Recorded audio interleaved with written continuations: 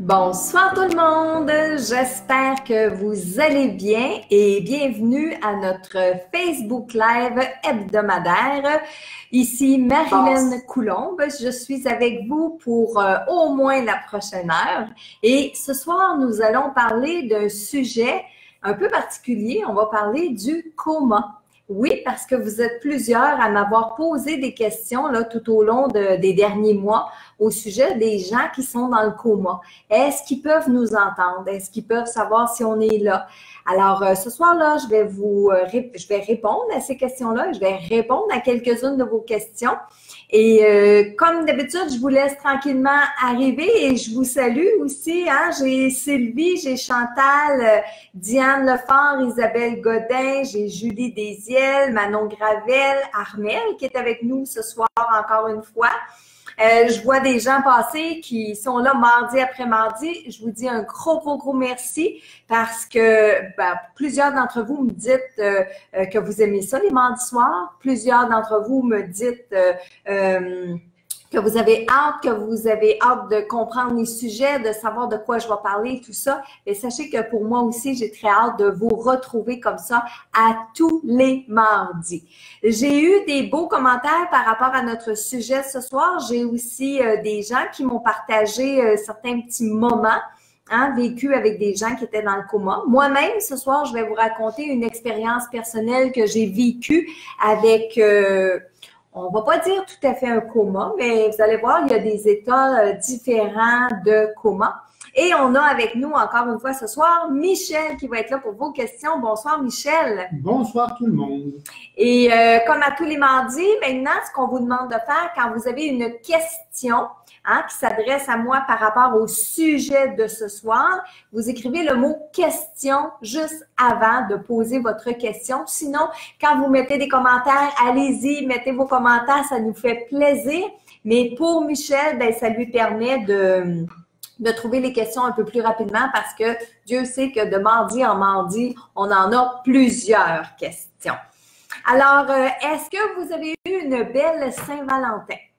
Est-ce que vous avez mis en pratique quelques-uns des trucs que je vous ai donnés la semaine passée? Est-ce qu'il y en a parmi vous qui ont rencontré depuis mardi passé? J'espère, je le souhaite. Si jamais c'est le cas, laissez-nous un petit commentaire, ça va nous faire plaisir de le lire. Alors, ce soir, le coma. Bon, on dit sujet délicat. Oui, c'est un sujet qui est délicat et sachez aussi que j'ai fait mes recherches, j'ai fait beaucoup de recherches. C'est un phénomène qui passionne la science en ce moment, qui passionne les médecins parce qu'il y a eu une importante évolution dans les 10 dernières années par rapport aux croyances des gens qui sont dans le coma. Et quand je parle des croyances, ici, on ne va pas aborder tout de suite le sujet est-ce qu'ils nous voient, est-ce qu'ils nous entendent, puis oui, on le prouve, ça, je vais en parler. Mais à la base, il y a pas plus loin qu'une dizaine d'années à peine, les médecins, quand une personne était dans le coma, pour eux, c'était un état végétatif, ça s'arrêtait là, la personne est dans le coma, elle va pas revenir. Oui, à l'époque, il y avait des gens qui revenaient, mais c'était beaucoup moins référé qu'aujourd'hui.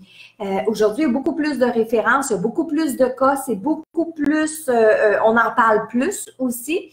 Alors, depuis une dizaine d'années, beaucoup de cas de coma, de gens qui sont revenus et qui nous ramènent des histoires qui font que les médecins se sont posés des questions. Quand je parle des médecins, je parle des scientifiques, je parle de tout ce monde-là, où on a, je vous dirais pas que ça c'est dans les 10 dernières années, mais il y a comme 4 états quand on est dans le coma. Et il y a des états très profonds, un coma très profond. Il y a des comas qui sont provoqués par une médication. Il y a des comas qui vont causer des lésions au cerveau. Des comas que, bon, oui, certaines personnes vont revenir du coma, mais n'auront pas toutes leurs facultés, tout ça. Et il y a aussi un coma qui est un état de conscience très léger. OK? Là, j'ai perdu le mot, là, ça fait exprès. Mais un état de conscience qui est très léger. C'est-à-dire que oui, le comateux a certaines petites, c'est subtil, des réactions, hein, mais ça se voit pas toujours à l'œil nu. D'ailleurs, c'est des exercices qu'ils ont fait avec des IRM. Et ils se sont aperçus que, par exemple, quand ils disaient à quelqu'un qui était dans le coma, maintenant, tu te trouves sur un terrain de tennis et tu joues du tennis.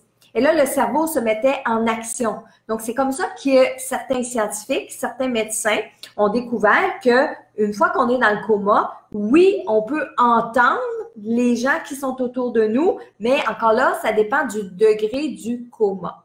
Alors, ce soir, c'est de tout ça qu'on va parler. Mais j'ai aussi trouvé des belles et des bonnes histoires. Premier point que j'ai relevé, pour qu'une personne soit désignée comme étant dans le coma, il faut qu'elle ait été inconsciente au moins 6 heures de temps. Donc, ça, je vous dirais, j'ai trouvé ça dans mes recherches. Est-ce que ça fait partie des 10 dernières années ou est-ce que c'est une recherche qui date d'un peu plus longtemps? Ça ne le disait pas au niveau de ma source, mais j'ai trouvé ça à quelques reprises qu'on dit que pour qu'une personne soit déclarée dans le coma, il faut que ça fasse plus que 6 heures d'inconscience dans lequel elle soit inconsciente. J'ai lu à d'autres endroits, mais ça très peu, que ça prenait 1 heure. Au bout d'1 heure, si la personne ne revient pas, ben ils disent qu'elle est dans le coma. Encore là, j'imagine aussi qu'il y a des enquêtes un peu plus poussées. D'ailleurs, je suis arrivée sur une vidéo d'une université qui expliquait comment voir les symptômes, voir les réflexes, qu'est-ce qu'on doit faire comme examen pour diagnostiquer une personne dans le coma. C'était très intéressant. J'ai pour vous le plus long record de coma au monde. Le premier, c'était Hélène Esposito et le record a duré 37 ans. Mais aujourd'hui, il a été battu, ce record-là. Alors, je vous parle un peu d'Hélène Esposito. Elle est tombée dans le coma à l'âge de 6 ans suite à une chirurgie de l'appendice. Elle a fait une appendicite, on l'a rentrée à l'hôpital, on a fait une chirurgie. Mais elle s'est jamais réveillée de l'anesthésie. Et 37 ans, 100 jours plus tard, soit à l'âge de 43 ans, eh bien, Hélène Esposito, elle est décédée d'une pneumonie. Alors, mais elle s'est jamais réveillée. Ça a été le plus long coma au monde. Mais il y en a eu 2 autres qui ont suivi, qui sont plus longs aujourd'hui, qui battent des records encore une fois. Il s'agit, pour tous les deux, 42 ans de coma. Alors, dans un premier temps, un coma diabétique pour Eduarda O'Bara. Et ensuite, 42 ans suite à une agression sexuelle pour Aruna Shambo. C'est une infirmière indienne qui, en sortant de l'hôpital, dans le stationnement, elle s'est fait agresser par un homme. Elle a été violée, sodomisée, tout ça. Et elle est tombée inconsciente et elle ne s'est jamais réveillée. Donc, ce qui a provoqué son inconscience, ce qui a provoqué son coma, c'est l'expérience, c'est le choc traumatique. Parce qu'on voit souvent dans les comas, on dit souvent qu'un coma est provoqué par une lésion au niveau de la tête, soit parce qu'on est tombé, soit qu'on s'est blessé, un traumatisme crânien, c'est ça que je cherchais comme mot. Alors que dans les 2 cas ici que je vous parle, c'est un coma diabétique. On le sait, les diabétiques peuvent avoir des comas, c'est-à-dire quand le taux de sucre est beaucoup trop élevé ou quand il est beaucoup trop bas, bien, la personne peut tomber en état, de coma diabétique. Et il y en a des gens qui vont mourir de ça. Dans ce cas-ci, la première, elle a été 42 ans dans le coma. Et l'autre que je vous parle, Aruna, 42 ans dans le coma suite à un choc d'un trauma. Hein, elle a été violée et tout ça. Ensuite de ça, on a par exemple des cas de gens qui se sont réveillés d'un coma. Il y en a qui se réveillent avec des séquelles, il y en a qui se réveillent avec pas de séquelles. C'est quasiment un miracle, pas de séquelles. Hein. Donc, en Arkansas, il y a Terry Wallace qui est pas décédé, pardon, qui est tombé en coma en juillet 84. Et quand lui est tombé en coma, sa femme était enceinte. Donc, sa femme a donné naissance à une petite fille, mais lui n'a jamais vu sa fille avant l'âge de 19 ans. Parce que lui, il est resté dans le coma pendant 18 ans. Il s'est réveillé en 2002. Et quand il s'est réveillé, bien, la première chose qu'il a vue, il a vu sa femme, mais il a vu cette belle grande fille-là à côté de lui, qu'il ne connaissait pas, mais pas du tout, mais c'était sa fille. Donc, il a fallu qu'il réapprenne à reconnaître sa fille. J'ai un autre cas aussi, un autre monsieur qui est resté dans le coma pendant 19 ans. Je pense qu'il habitait la Pologne, si ma mémoire est bonne. Et lui, au moment de son coma, quand il est tombé en coma, c'était un peu la restriction dans son pays. Hein? Les gens, fallait qu'ils fassent la ligne pour aller chercher de la nourriture. C'était un peu la pauvreté. C'était un peu un temps de guerre, etc. Et quand il s'est réveillé 19 ans plus tard, ben il raconte que ça n'avait pas d'allure. Lui, tout le monde pouvait manger ce qu'il voulait. Il était libre. Et ce qui l'a frappé le plus, c'était de voir que les gens se promenaient dans la rue avec des téléphones cellulaires, des portables. Imaginez-vous, hein? Mon Dieu, qui s'est posé des questions, ce monsieur-là. Ah oui, c'est le même monsieur aussi. Quand il s'est réveillé de son coma, il a dû faire la connaissance de ses 11 petits-enfants. Vous imaginez, du jour au lendemain, vous vous réveillez, vous êtes un grand-père de 11 petits-enfants. Alors ça, c'est des cas qui ont été rapportés. J'en ai un autre que j'ai souligné ici, puis que je trouvais intéressant. Et ça m'a en fait amené sur le prochain sujet de notre Facebook Live mardi prochain. Je vais vous en parler tantôt, là.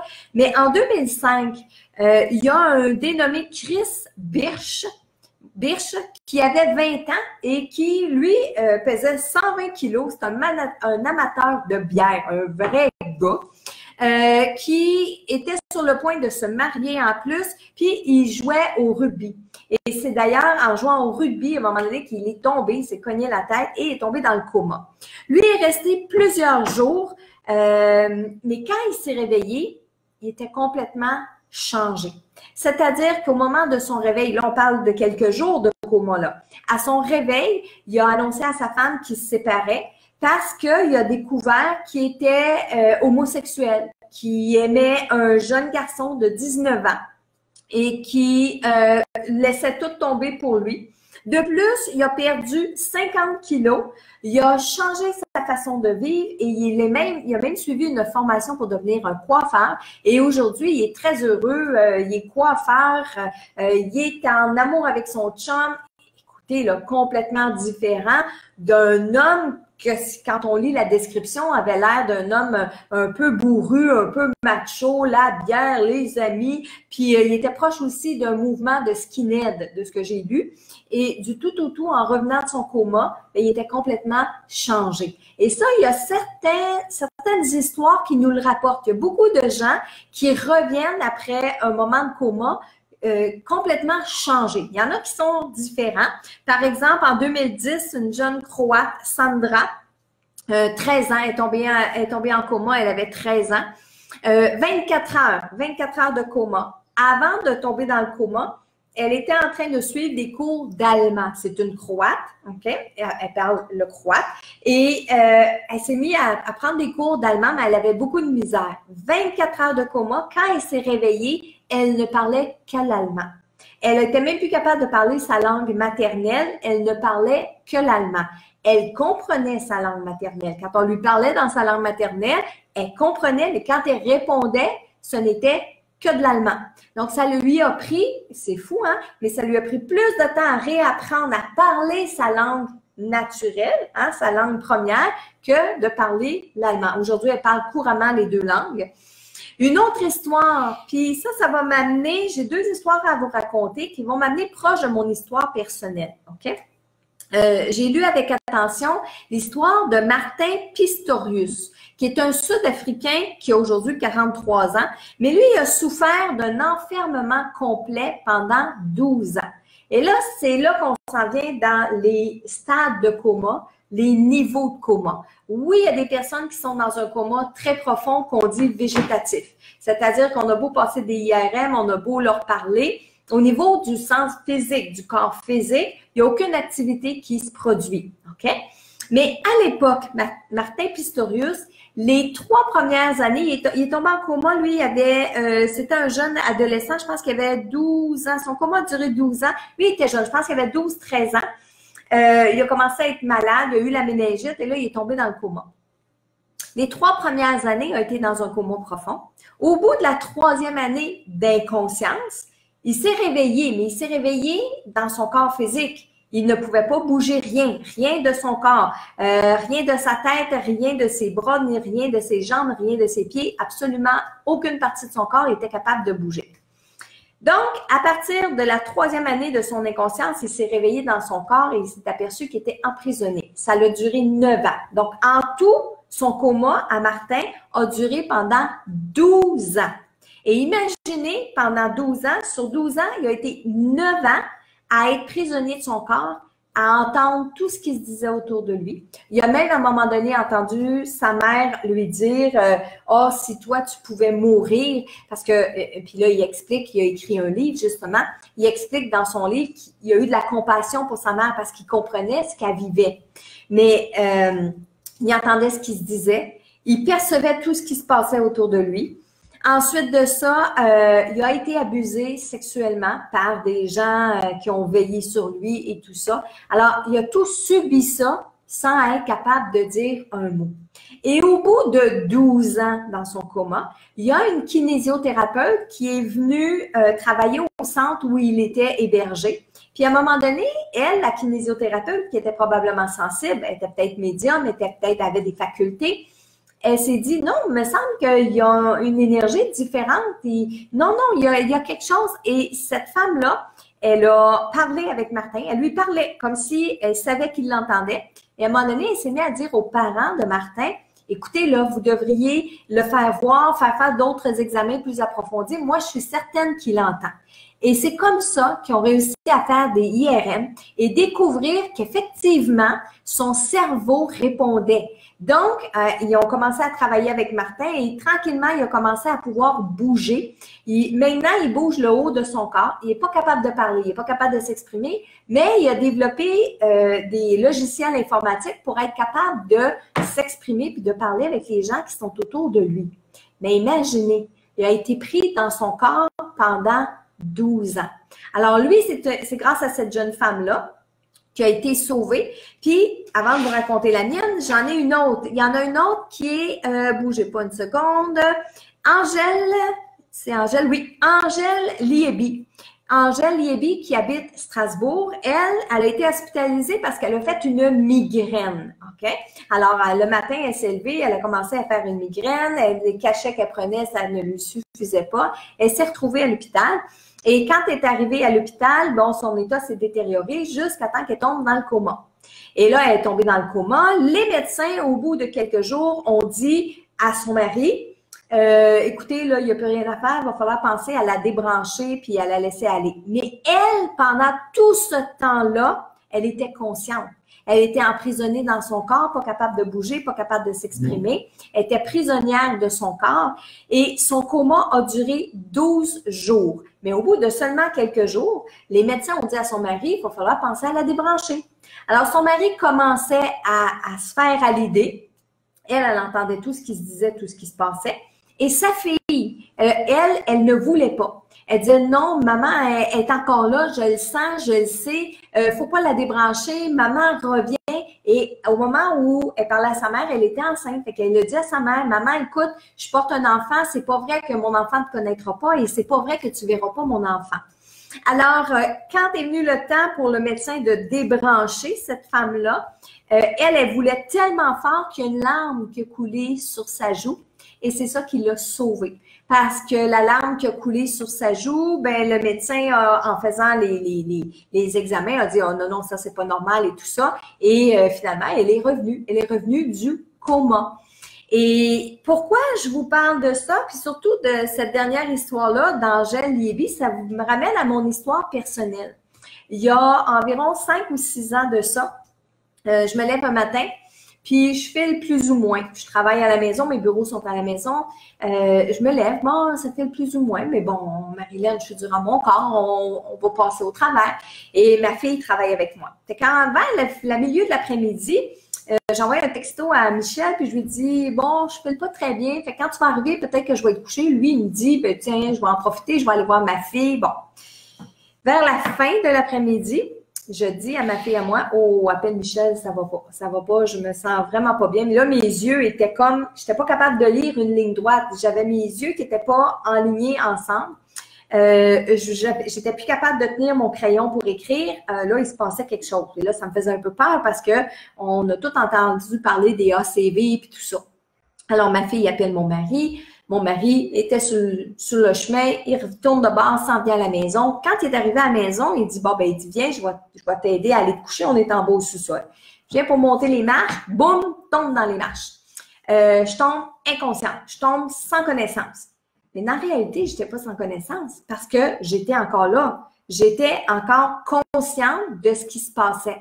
Dans mon cas à moi, on m'a expliqué qu'il y a comme deux systèmes à l'intérieur de nous. Un système qui travaille avec tout, puis un autre système qui relie les poumons et les yeux ensemble. Deux systèmes nerveux, si je me souviens bien. De mon côté à moi, là, j'étais juste capable d'ouvrir les yeux. J'étais pas capable de parler, j'étais pas capable de bouger le petit doigt, rien. J'avais juste mes yeux que j'ouvrais, puis quand je les ouvrais, mes yeux regardaient automatiquement en l'air. J'étais pas capable d'ouvrir les yeux puis de regarder mon mari en pleine figure ou ma fille en pleine figure. Aussitôt que j'ouvrais les yeux s'en allaient en haut. Alors là, eux, ils savaient bien que j'étais d'une certaine façon là parce que mes yeux ouvraient. Puis moi, je parlais en dedans de moi, là, je disais, mais non, je vous entends. Mais il n'y a aucun son qui sortait. Les ambulanciers sont arrivés. Et quand les ambulanciers sont arrivés, ils m'ont installé à terre parce que là, j'étais encore dans les marches. Ils m'ont comme étendu à terre et là, ils font les manœuvres. Puis une des manœuvres qu'ils font, puis je l'ai vu faire aussi dans la vidéo, je vous parlais tantôt, ils nous frottent ici très, très fort, très fort. Ça fait mal, je peux vous le dire. Mais moi, je suis dans mon corps, je peux pas bouger, je peux pas crier, puis ça fait mal. Fait que, en dedans de moi, je crie. Là, les infirmiers, les ambulanciers voient bien qu'il n'y a aucune réaction de ma part. Fait qu'ils me prennent et me mettent sa civière. Puis, en me déplaçant avec la civière, ils m'ont cogné un coude sur le cadre de porte. Encore une fois, on le ressent.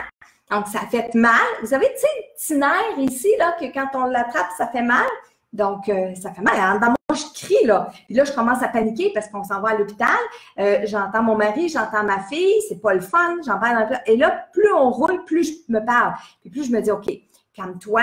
Là, il faut que tu sois capable de parler. Il faut que tu sois capable de bouger. Bouge ta main. Bouge ta main. Et j'ai été en tout et partout 40 minutes sans être capable de rien faire d'autre que d'ouvrir mes yeux. Et quand j'ai commencé à bouger, ben j'ai bougé au ralenti. Ils m'ont rentré au trauma. Ils m'ont passé des IRM et tout ça. Pour, à la fin de tout ça, me dire que j'avais fait une migraine.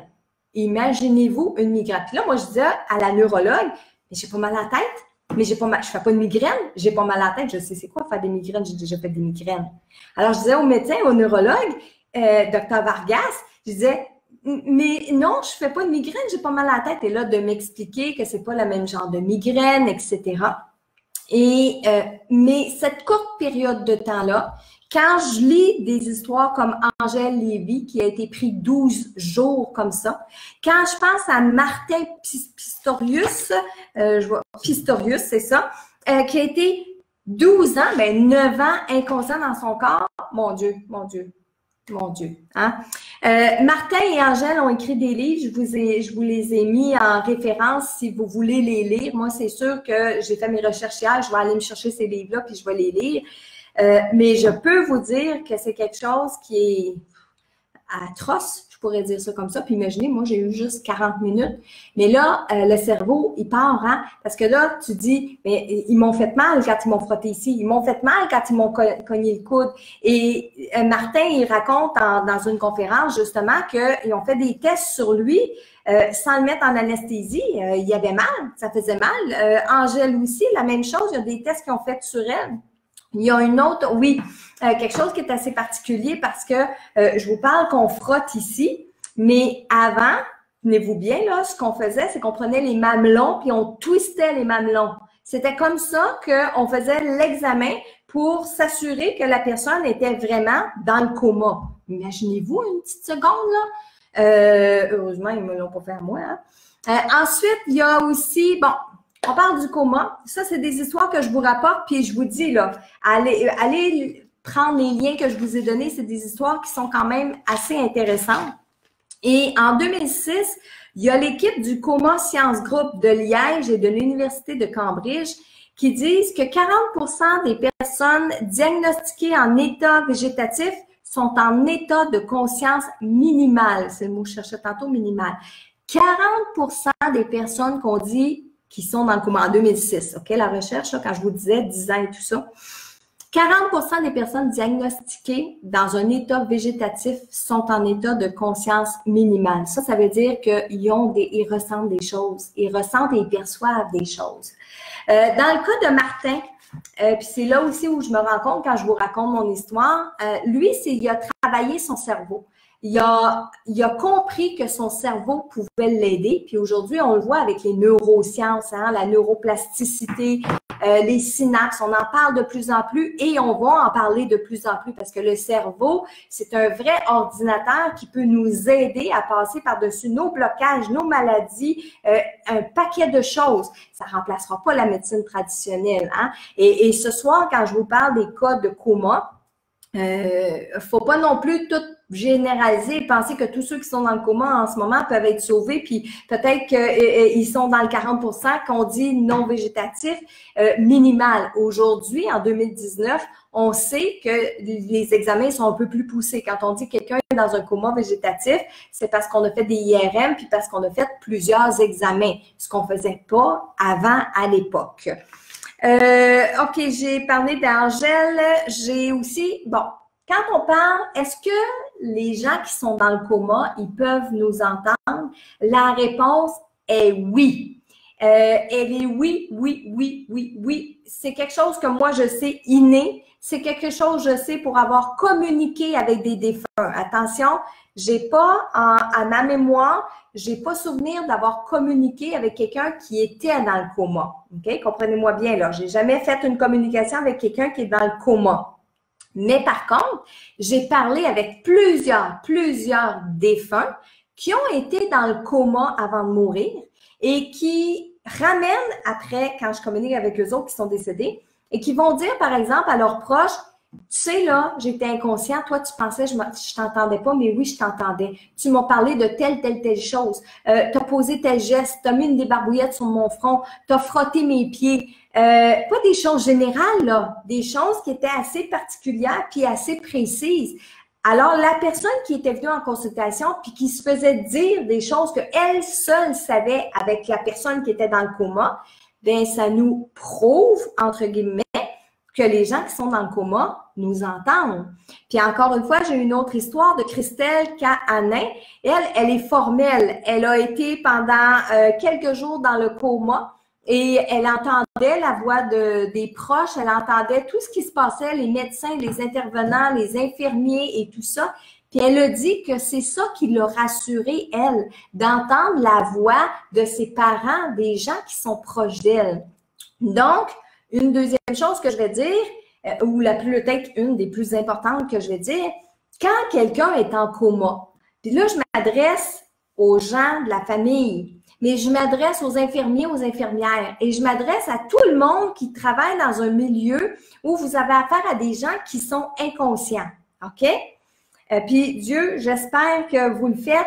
Soyez prudents dans les chambres de ces patients-là, de ce que vous leur dites et de ce que vous dites entre vous autres et de ce que vous parlez. Ayez du respect pour ces personnes-là parce qu'ils vous entendent, OK? Et ça, moi, ça fait longtemps que je le sais. Je le sais inné, on va le dire comme ça, hein, des choses qu'on sait de façon innée. Mais plus j'avance dans mon travail, plus j'avance encore une fois aujourd'hui dans les recherches que je fais, ça vient juste confirmer la croyance que effectivement ils nous entendent. Alors, quand vous êtes dans une chambre d'hôpital, allez vous ostiner dans le fumoir, allez vous ostiner, bien, il n'y en a plus de fumoir, allez vous ostiner dans la salle d'attente, mais pas dans la chambre où est le patient. Si vous êtes un intervenant, parlez pas entre vous pour dire, bon, ben, peux-tu partir celle-là ou elle est sur le bord de partir? Pourquoi je vous dis ça? Il y en a des histoires qui nous ont été rapportées, des gens qui sont revenus du coma et qui disent avoir eu de la peine d'entendre les infirmiers, les infirmières parler comme ça. Vous imaginez? Puis imaginez, là, Martin Pistorius, lui, qui a été en plus abusé parce que il était pas capable de se défendre, puis la personne qui l'abusait, ben elle pensait qu'il était inconscient puis qu'il s'en rendait pas compte. OK? Alors, on fait attention comme on parle et on leur parle. On leur parle. Lisez-leur des histoires, lisez-leur le journal, racontez-leur votre journée, racontez-leur ce qui se passe dans la famille. Mettez de la musique. OK? La musique, ça aide beaucoup les gens qui sont dans le coma parce que je vous l'ai dit, ils entendent. D'ailleurs, il y a une petite fille, j'ai trouvé ça encore une fois sur Internet, une petite fille de 7 ans qui était dans le coma et qui s'est réveillée parce qu'elle entendait la chanson de Adele, Rolling in the Deep. Comment tu dis? Rolling into deep. Rolling into deep. Moi, je suis ma Marilyn puis son anglais, hein. Donc, la petite fille, 7 ans, est à l'hôpital, aux soins intensifs, est dans le coma. Sa maman est à côté d'elle et il y a une radio qui joue pas loin. Puis à un moment donné, la chanson joue et ça, c'était la chanson préférée de la petite fille. La maman se met à fredonner la chanson, à dire les paroles de la chanson. Et là, la petite fille, elle s'est mise à sourire, puis elle s'est mise à dire, à fredonner. Puis pas longtemps après, elle a ouvert les yeux. Là, quand les médecins sont arrivés, là, la petite fille, elle s'est mise à parler, puis à chanter, puis à dire à sa maman qu'elle était contente et tout. Et les médecins ont vraiment découvert que l'élément déclencheur dans ce cas-ci, c'était la musique. C'était la musique, la chanson préférée de la petite fille. Donc, aux gens qui sont dans le coma autour de vous, on leur parle parce qu'on ne sait jamais c'est quoi l'élément déclencheur qui pourrait ramener la personne à la vie. Puis des fois, il suffit d'un petit quelque chose. Si on revient à l'histoire de Martin Pistorius, souvent, il a dit qu'il a baissé les bras. Souvent, il a dit, je me bats plus, je m'achante plus, je veux mourir. Puis, à d'autres moments donnés, quand ça remontait, ça revenait, il disait, non, je vais leur montrer que je suis là, je vais leur montrer que j'existe. Il se battait à l'intérieur de lui. Alors, faut donner une raison à la personne de se battre. Hein? S'il y a quelqu'un dans le coma près de vous, puis elle a des chances de revenir ici, bien, parlez-lui. Parlez-lui des choses qu'elle aime. Parlez-lui des choses que, de son vivant, elle aimait faire, elle aimait entendre. Mettez de la musique. Ça me fait penser, bon, dans mon cas, c'était pas nécessairement un coma. Ma maman était décédée au moment où je l'ai faite, mais j'ai mis sa chanson. La chanson qu'elle voulait pour ses funérailles, puis elle y tenait mordicus à cette chanson-là. Puis Michel avait fait une playlist dans son iPhone, puis elle écoutait ça à la maison, où est-ce qu'elle était à la maison à Desmordions. Et quand elle est décédée, j'ai pris son iPhone, je l'ai mis sur l'oreiller à côté de sa tête, puis j'ai mis sa chanson préférée, puis je suis convaincue qu'elle l'a entendue, même si son âme était sortie de son corps. Parce que quand on est dans un coma, ça m'amène à vous expliquer ça aussi, quand on est dans un coma, on est comme à l'état de rêve. Donc, ceux qui sont en coma profond sont comme à l'état de rêve, c'est-à-dire que l'âme est sortie du corps et elle se promène un peu partout. Il y en a qui sont en coma minimal, en inconscience minimale comme moi je l'étais. Donc, mon âme était dans mon corps. Je n'étais pas en dehors de mon corps pour voir les ambulanciers ce qu'ils faisaient, pour voir à l'hôpital. Je n'étais pas en dehors de mon corps. J'étais prisonnière dans mon corps. Donc, je ressentais les choses, j'entendais les choses. Je n'étais pas en dehors de mon corps. Alors, quand on est en coma, dépendamment du stade du coma, oui, l'âme peut être à côté du corps physique et nous entendre debout à côté de nous. Il y a plein d'expériences, il y a plein de gens qui nous ont rapporté comme image, comme histoire, que pendant qu'ils étaient en coma, ben, ils étaient capables d'aller voir leurs parents à la maison, chez eux, puis de nous ramener des histoires. Après, quand ils revenaient, ils racontaient, tu sais, papa, maman, je vous ai entendu vous chicaner à la maison à propos de telle chose. Ils étaient capables de ramener. Donc, ça veut dire que l'âme, elle est capable de se déplacer quand on est en coma. D'ailleurs, dans ce que je vous ai donné comme référence, il y a le film de Marc Lévy, ben, tiré du livre de Marc Lévy, Et si c'était vrai. Et ça, c'est un très bon film qui, justement, on parle de coma. Et ça, là, si vous n'avez pas vu ce film-là, là, après ce soir, allez écouter ce film-là. Et si c'était vrai, avec Reese Witherspoon. Là, je magane peut-être son nom un petit peu, là. Mais ça, oui. Ensuite, il y a aussi des personnes un peu plus près de nous. Et si vous me permettez, pendant que je suis dans ça, je vais vous raconter l'histoire. J'ai Nicole Poirier qui m'a écrit cet après-midi et qu'elle me dit que je peux partager son expérience avec vous. Son frère était dans un coma suite à un accident de voiture. Elle venait de déménager, puis son bébé était malade, fait qu'elle s'est couchée puis elle somnolait. Et à un moment donné, elle a entendu son nom. Elle savait pas que son frère avait eu un accident. À un moment donné, elle a entendu son nom, ça l'a réveillée. Elle a entendu Nicole. Fait qu'elle s'est assise dans son lit, puis elle a regardé autour d'elle, puis là, elle a réentendu son nom, puis à un moment donné, elle a vu clairement son frère en face d'elle. Son frère Laurent, puis il lui a dit, bougez pas, il était dans un lit d'hôpital et il m'a demandé d'aller le voir. Il était dans un lit d'hôpital, il m'a demandé d'aller le voir. J'ai demandé où il était, il m'a dit à Moncton. Il m'a dit, viens me voir, je veux savoir la vérité sur mon état. Et il a dit, apporte Janine avec toi, je veux savoir si elle a accouché. Je lui ai dit je lui ai dit, Nicole lui répond, je vais faire mon possible pour aller te voir. Et son mari qui était dans le salon l'a entendu parler, il a ouvert la porte, puis il a demandé, qu'est-ce qui se passe, avec qui tu parles? Et à ce moment-là, son frère a complètement disparu.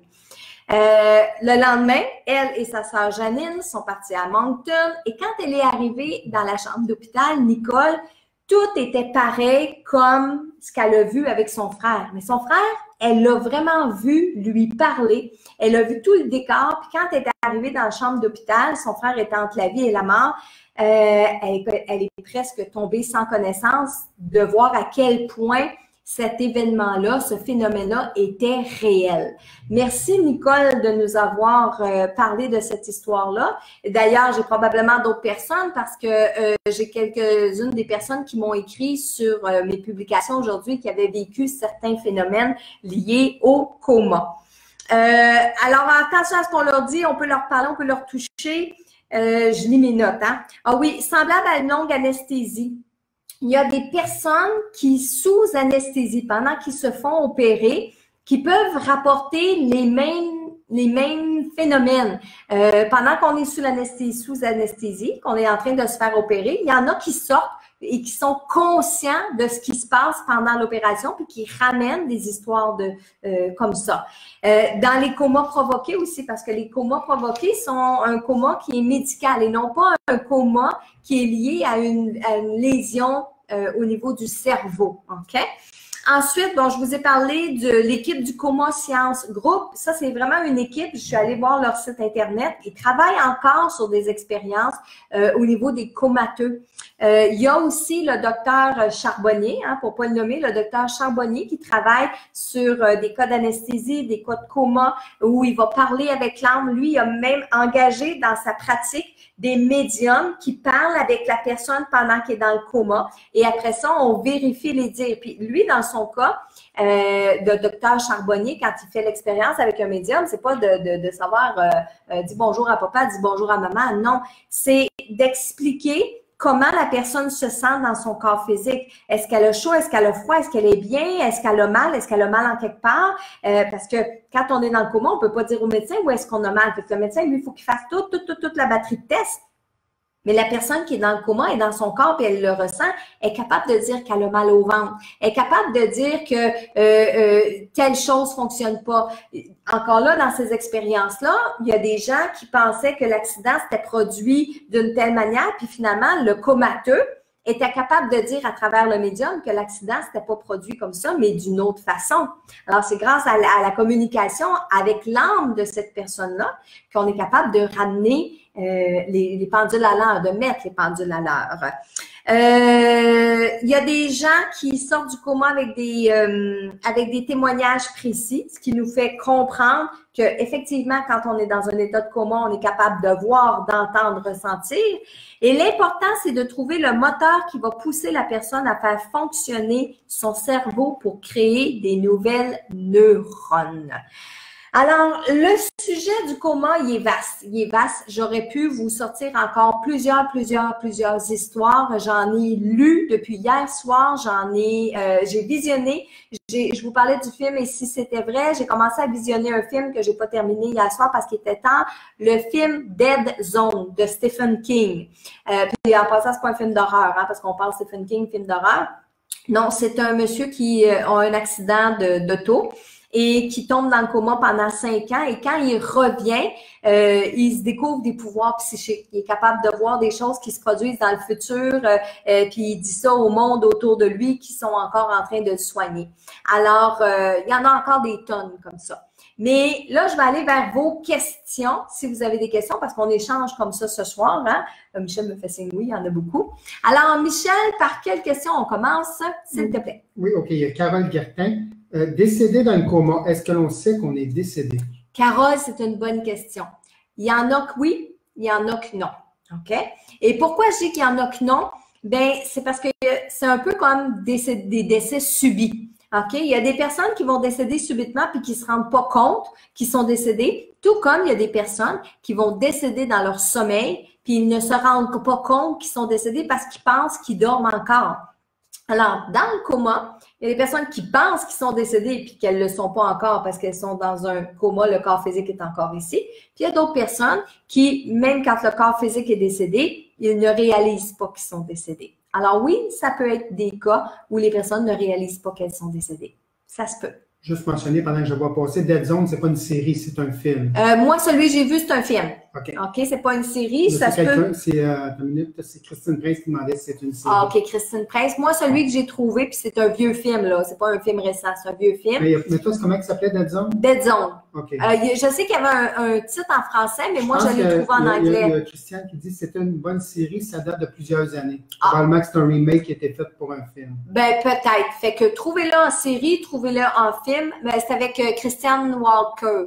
Si je me trouve, Christopher Walken. Christopher Walken. Merci. Ah, je t'ai pas payé, chérie. Je l'ai pas vu en plus. OK, on passe à la prochaine question. Oui. Ça se peut qu'il y ait des questions que tu aies déjà répondues, oui. mais j'écoute pas.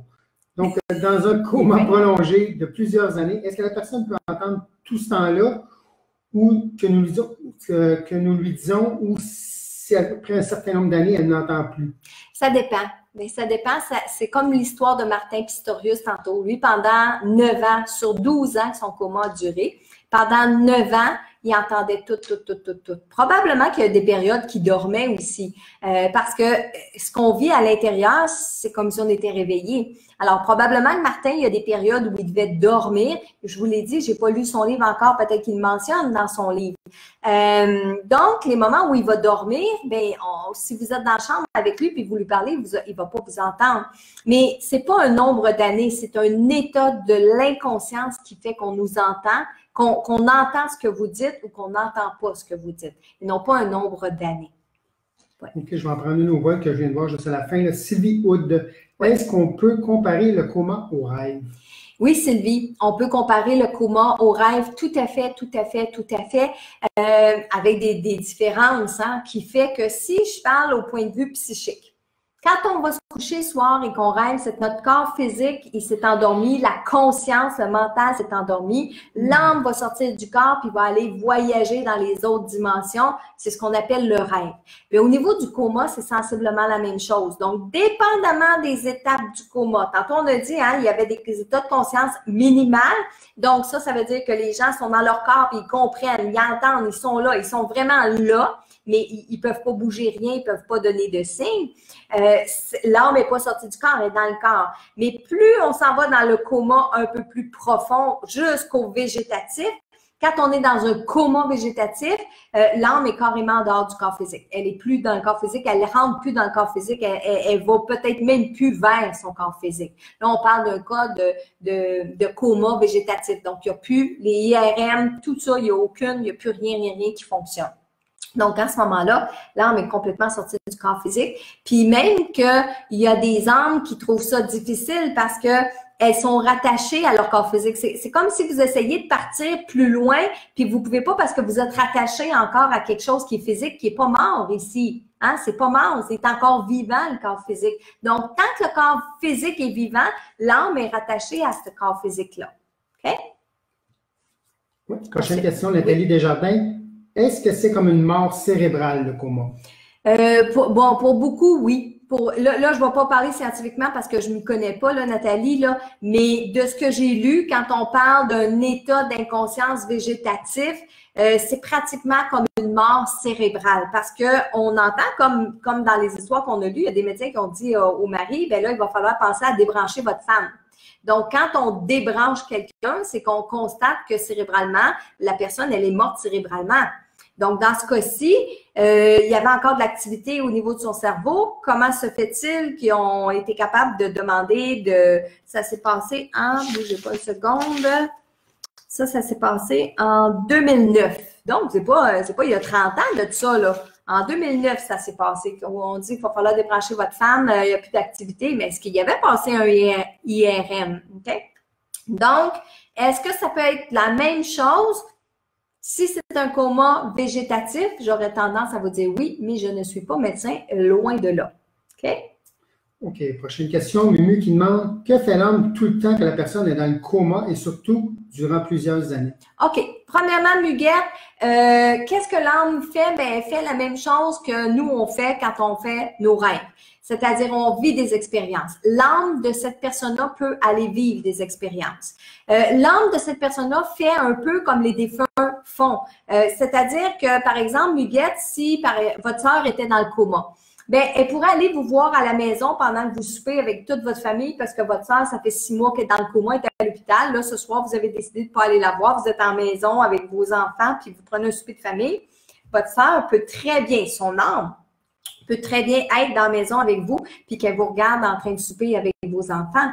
Alors, l'âme, quand elle n'est pas dans le corps humain, qu'elle n'est pas dans la chambre où repose le corps humain, ben c'est comme dans les rêves. Elle va se promener un peu partout dans les autres dimensions, un peu comme les défunts font. Ils vont voir les gens tout autour d'eux.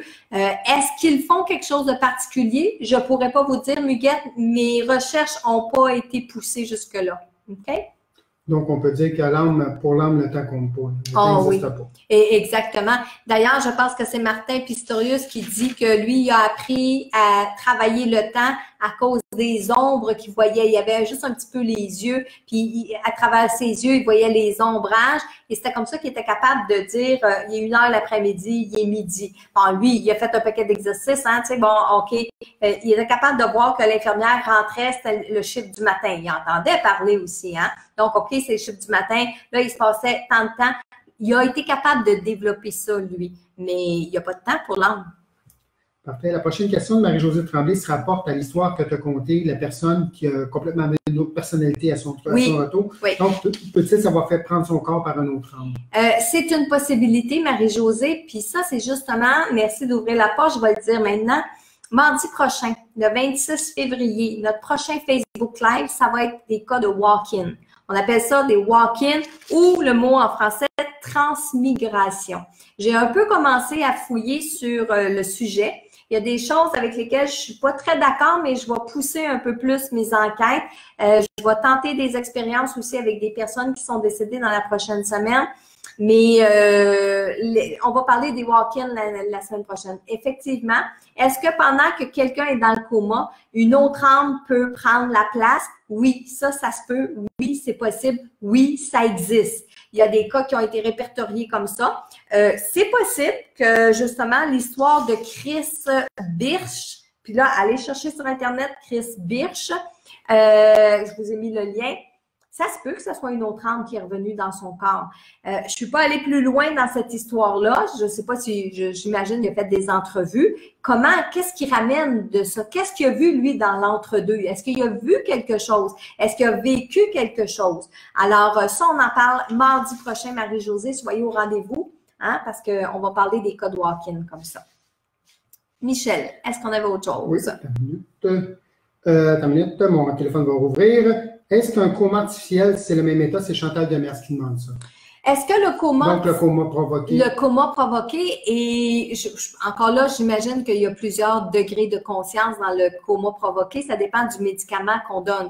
Ça dépend de la quantité, merci, la quantité du médicament qu'on donne à la personne pour le plonger dans le coma. J'imagine qu'il y a des doses. Donc, c'est-à-dire que si on donne une petite dose, la personne peut être en coma, en inconscience minimale, c'est-à-dire qu'elle est plongée dans l'inconscience, mais elle entend peut-être, elle sent peut-être, elle est peut-être prisonnière de son corps. Et ça se peut qu'on administre encore plus de médication qui fait que la personne s'en va dans un coma, par exemple, très profond. Je pense à Michael Schumacher qui a été plongé dans un coma profond pendant 6 mois. Tout récemment, il y a eu Adonis Stevenson.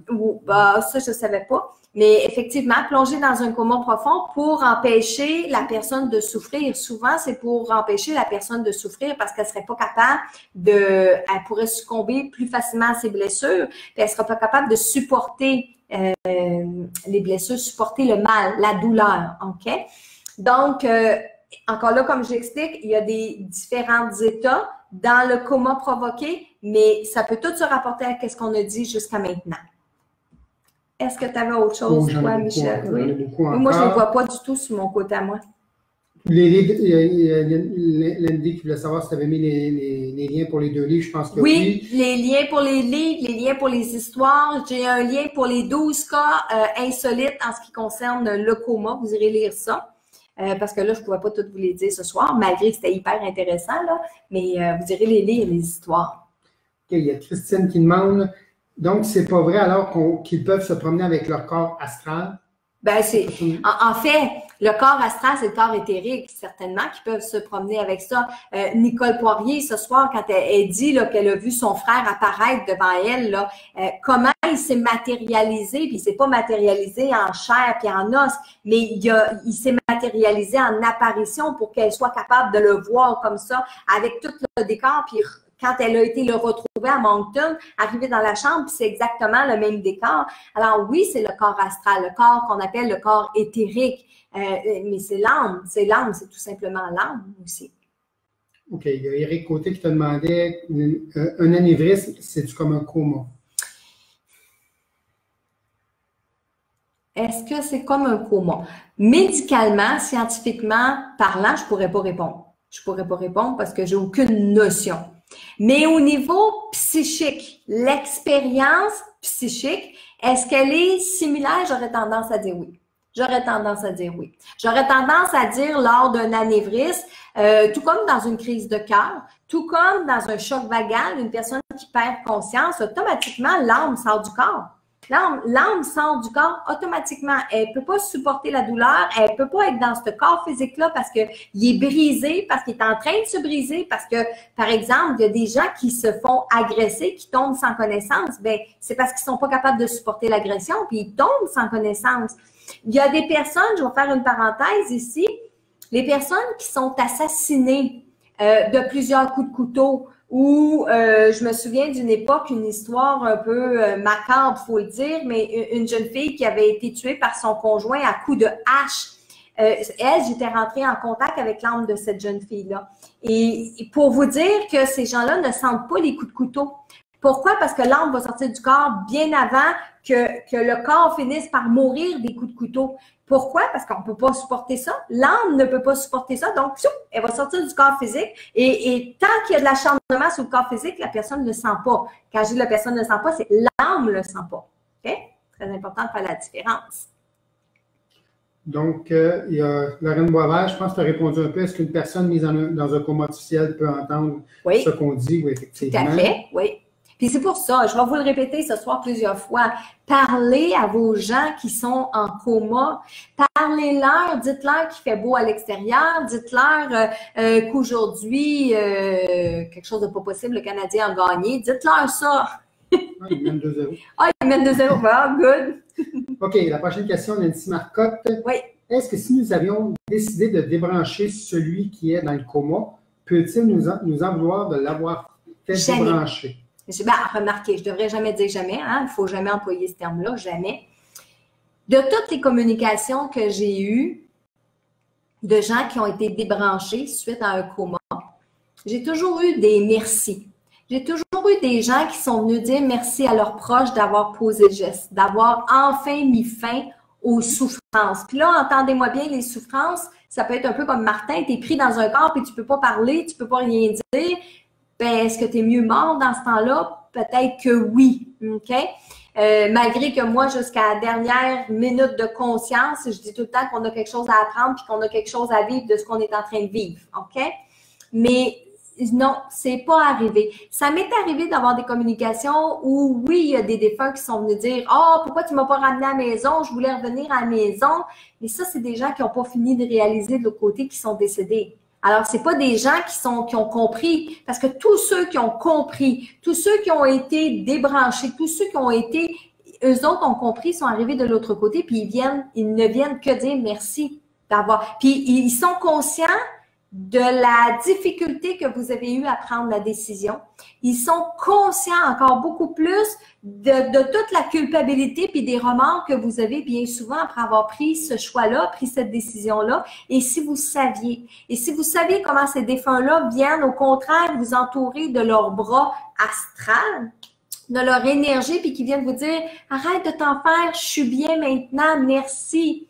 Ça, là, je vais vous dire, là, j'en ai eu des centaines et des centaines de témoignages. Fait que je suis très à l'aise de dire que ça se passe comme ça quand on est de l'autre côté, puis qu'on a été débranché.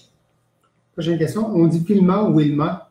Wilma. Wilma, parfait. Donc, suite à un AVC aigu, j'ai dû laisser mon papa partir. Tous les traitements médicaux ont été stoppés. Il a été transféré aux soins palliatifs. Il était inconscient, une inconscience profonde. Est-ce qu'on peut utiliser le terme coma pour ce genre de situation? J'ai parlé et tenu la main de mon papa les heures précédant son décès. Je suis convaincue qu'il m'entendait par moment. Wilma, je suis convaincue. Je suis convaincue que ton papa t'a entendu. Convaincue.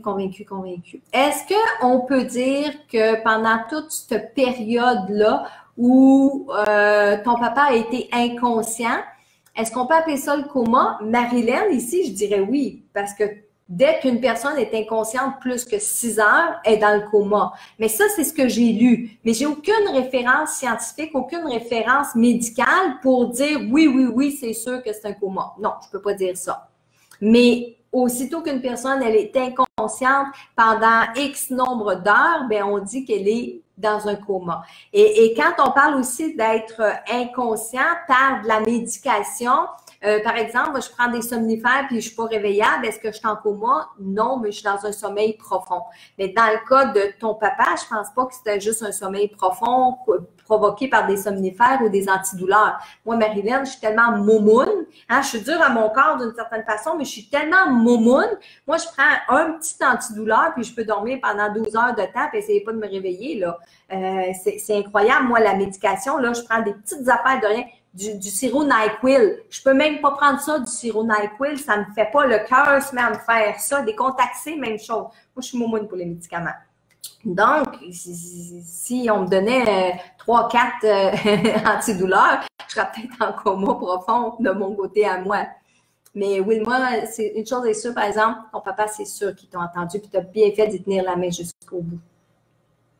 Donc, ça répond un peu aussi à la question de Stéphanie Marcoux qui disait est-ce que c'est la même chose pour les personnes dans le coma en fin de vie? Oui, la même chose pour. Puis quand on parle du coma en fin de vie, puis là, je vous parle, puis en même temps, je fais référence, ma mère, quand ils lui ont donné une piqûre pour soulager ses poumons. On savait très bien que cette piqûre-là, ça l'amenait en sommeil profond, puis qu'elle se réveillerait plus. L'infirmière nous avait avertis.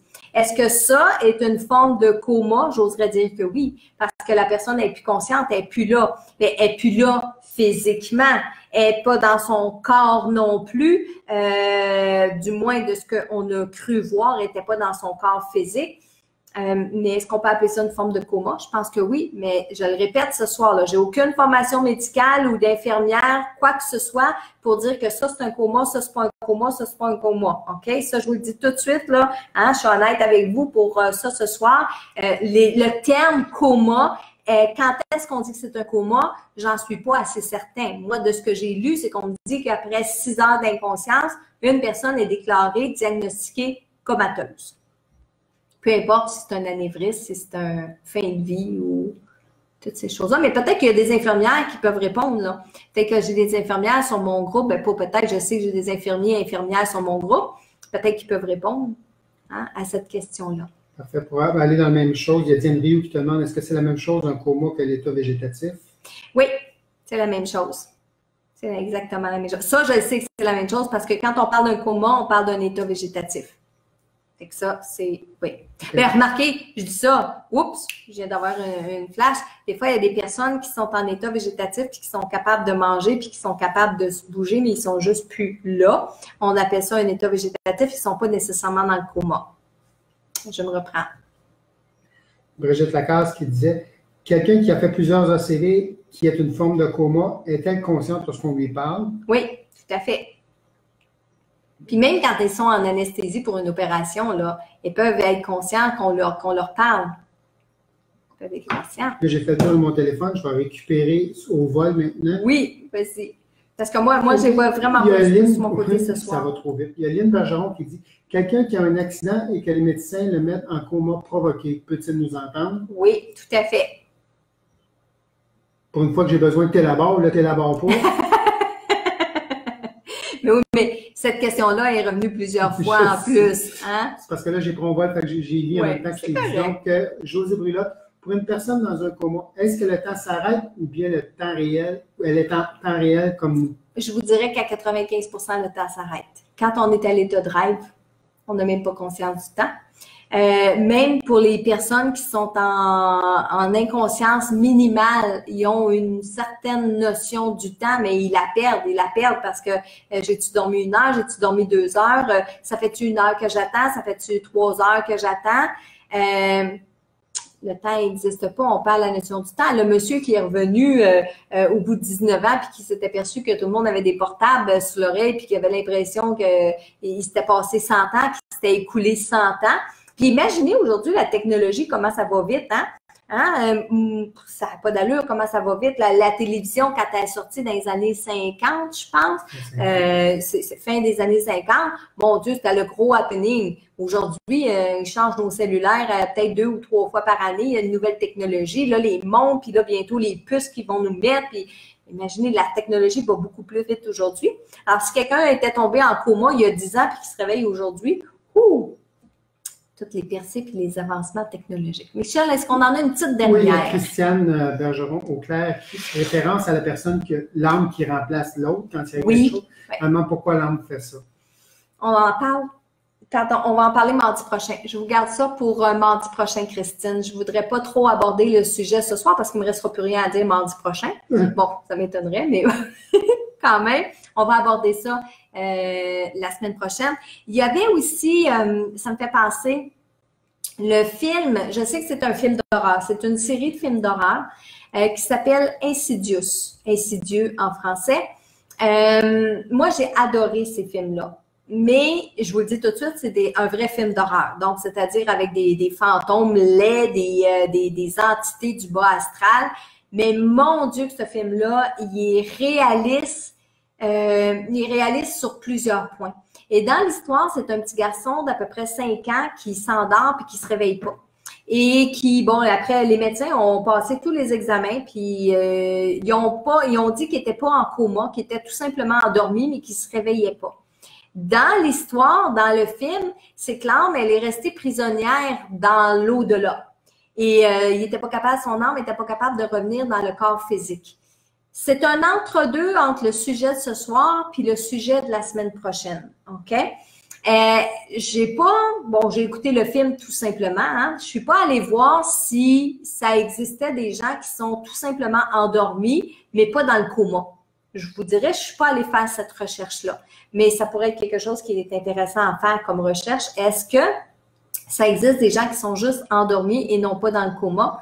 Il faudrait faire la recherche. Mais la semaine prochaine, on va parler, est-ce que les âmes, justement, pourquoi une âme va changer de corps? Pourquoi une âme va prendre possession d'un autre corps?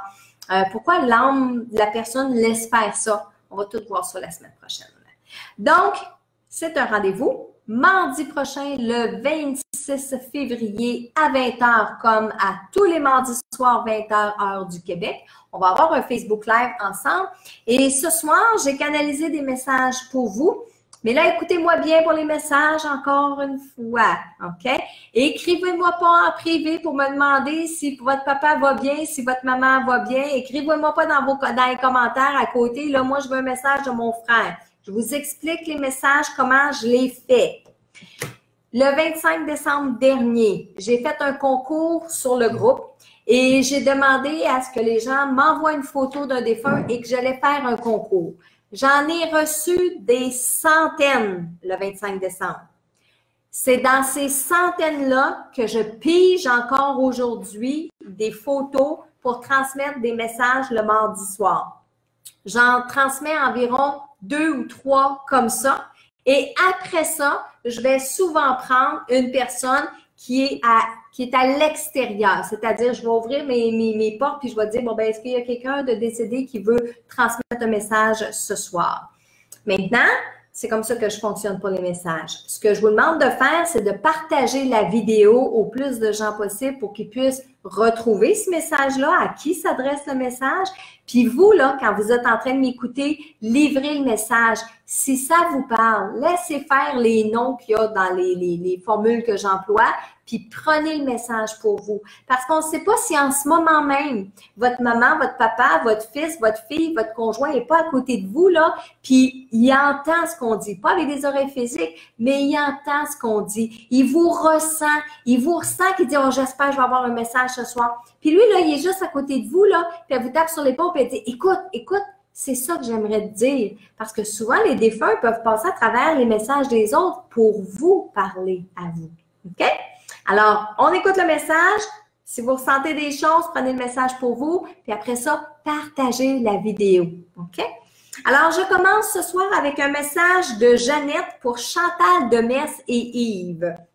Alors, le message de Chantal. Faut que je m'en aille. On m'attend. Je veux pas que vous m'en vouliez trop. J'ai fait ce que j'ai pu. C'est à votre tour maintenant. Je ne serai pas très loin. Ne vous inquiétez pas. Mais là, j'ai besoin de penser à moi. Vous allez vous en sortir, des rires. Vous êtes magnifique. Sachez profiter de la vie sur Terre. Faites ce que vous avez de plus beau. Embrassez tout le monde pour moi. Je m'en vais rejoindre les autres. Tu rayonnes, ma fille. Ça, elle parle à Chantal. OK? Même si c'est belle-fille, elle a dit ça comme ça. Tu rayonnes, ma fille, et je sais que tu vas prendre soin de tous eux autres. Ils ont intérêt à t'écouter. Je te dérange pas plus que ça, c'est ce que je voulais vous dire. À la prochaine. Chantal, je vais souligner pendant que je communiquais avec Jeannette, j'ai compris aussi dans le message, parce que des fois, ça se dit pas en mots, j'ai compris que Jeannette, depuis qu'elle est décédée, elle est restée très proche du plan terrestre pour être proche de sa marmaille, proche de sa famille, proche de son monde. Et que là, en ce moment, elle veut évoluer, elle veut prendre son envol puis aller rejoindre les personnes qui sont décédées avant elle. Et peut-être que vous allez dire, mon Dieu, elle n'était pas déjà là. Non, elle n'était pas déjà là. Ça ne l'a pas empêché d'être dans la lumière parce qu'il y a des degrés de lumière. Ça ne l'a pas empêché d'être dans la lumière. Mais là, de ce qu'on comprend bien, c'est qu'elle est fatiguée d'être autour de vous puis à s'en faire encore comme quand elle était vivante, si elle le faisait comme ça, hein, bien sûr. Alors là, maintenant, elle veut passer à un autre niveau. Ce que je vous suggère de faire, c'est de faire des prières, allumer des chandelles, puis lui dire qu'elle peut enfin se laisser aller puis penser à elle. OK? Ensuite, message pour Yannick Larouche de son père Gaëtan.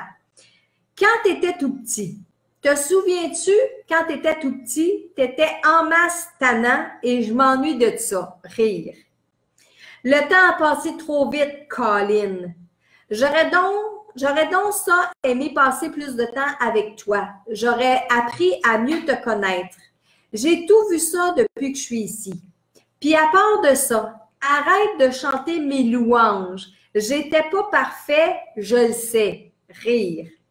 Je m'en voudrais de ne pas te dire pour une fois, sans qu'on me tire les verres du nez, que je suis pas mal fière de toi, mon fils. Mon regret, c'est de ne pas te l'avoir assez dit. On fait de notre mieux en tant que parents. Merci pour tout ce que tu as fait pour moi en dernier. Jamais j'oublierai ça. C'est juste un au revoir, mon gars. Juste un au revoir. Message pour Yannick. Ensuite, message pour Pascal Thériault, de sa grand-maman Claire. Pascal, je ne sais pas si vous êtes à l'écoute ce soir. Alors, voici le message de grand-maman. Qu'est-ce que tu veux encore, ma fatigante? Rire. Je te taquine. Je m'amuse beaucoup où je suis. Je te vois, mais c'est différent. T'es toute bleue. Continue à me parler, ça me fait du bien. T'es sensible, ma fille. Faudra que tu fasses attention à ça. Je m'ennuie de toi, de tes faces. Quand viendras-tu me voir? Là, on comprend ici que c'est un rêve, hein, Pascal? J'ai besoin de toi pour comprendre des choses. Il me pose plein de questions ici et je ne sais pas toujours quoi leur répondre. Mais je sais que toi, tu pourrais m'aider. continue ce que tu fais. Tu fais plein de bien à du monde autour de toi. Je te trouve chanceuse de pouvoir le faire. En tout cas, je voulais te dire que je t'aime encore, même si je suis partie. Priez pour moi, là. Oubliez-moi pas, là. C'était un message pour Pascal. Alors, ceci étant fait, c'était les messages pour cette semaine. Encore une fois, je vous dis de partager. Partagez la vidéo pour aider le plus de gens possible. Faites attention si vous avez des gens comateux autour de vous, si vous travaillez dans un milieu où il y a des gens qui sont inconscients, parlez-leur, touchez-leur, faites jouer de la musique, prenez soin d'eux, parce qu'on ne sait jamais si un jour ou l'autre, ça ne pourrait pas être un de nous qui soit à cet endroit-là, à cette place-là. Alors, éduquons les gens qui sont autour de nous aussi, éduquons nos jeunes, parce que je m'aperçois aussi que beaucoup de notre jeunesse, de nos jeunes, parlent pas beaucoup de la vie après la mort, ont pas beaucoup de connaissances par rapport à tout ça. Alors, je n'ai pas pour en faire un sujet d'actualité chez vous à la maison, peut-être, cette semaine, puis peut-être écouter une vidéo avec d'autres personnes, on ne sait pas. Alors, je vous dis un grand merci. Je vous souhaite une belle fin de soirée et je vous dis à mardi soir prochain. Bye bye!